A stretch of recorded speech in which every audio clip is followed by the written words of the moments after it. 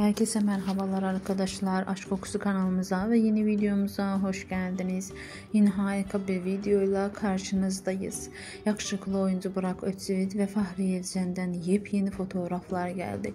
Yeni gelen kareleri sizlerle paylaşıyoruz. Siz de kanalımıza abone olmayı, videomuzu beğenmeyi, bize destek olmayı unutmayın.